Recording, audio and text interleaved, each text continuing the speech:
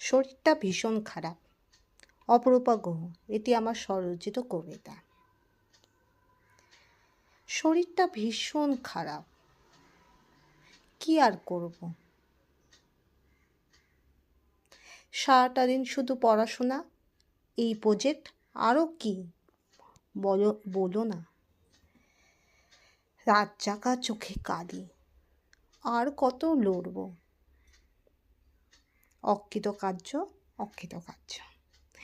এবারেও চাকরিটা আমার হলো না।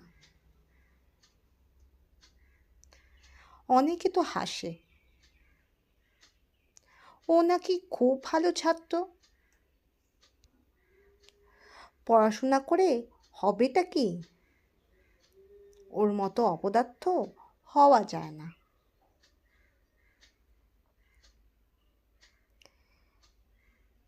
বারবার তাই পরীক্ষায় বসেও ওই যে ঝুলছে হাই কাট অফ,